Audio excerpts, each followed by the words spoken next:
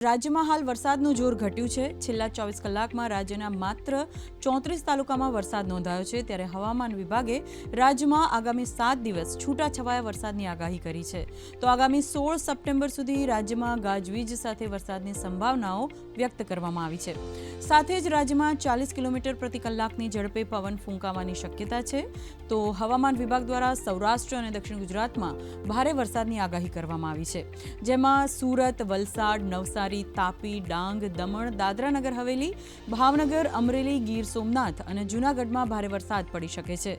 તો બીજી તરફ હવામાન વિભાગે પશ્ચિમ બંગાળ, બિહાર, ઝારખંડ, મધ્યપ્રદેશ, ઓડિશા અને છત્તીસગઢના હિમાલયી વિસ્તારોમાં ભારે વરસાદની આગાહી કરી છે, જ્યારે આગામી 2 દિવસ તમિલનાડુ, આંધ્રપ્રદેશ, તેલંગાણા અને કર્ણાટકમાં વાવાઝોડા અને ભારે પવન સાથે હળવા વરસાદની સંભાવના છે।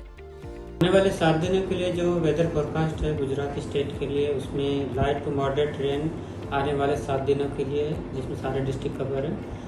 और थंडरस्टॉर्म की बात करेंगे तो आने वाले 4 दिनों के लिए लाइट थंडरस्टॉर्म की वार्निंग है, जिसमें विंड की स्पीड 30 से 40 किलोमीटर पर आवर के आसपास रहने का पूर्वानुमान है।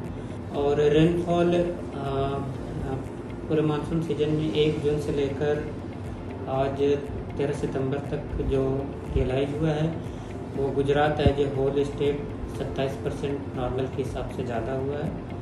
और रीजन वाइज बात करेंगे तो गुजरात रीजन में जो रेनफॉल 1 जून से लेकर आज 1 सितंबर तक मानसून सीजन में हुआ है वो 23% ज़्यादा। और सौराष्ट्र और कच्छ में 1 जून से लेकर आज 1 से 13 सितंबर तक 33% नॉर्मल के हिसाब से ज़्यादा बारिश हुई है।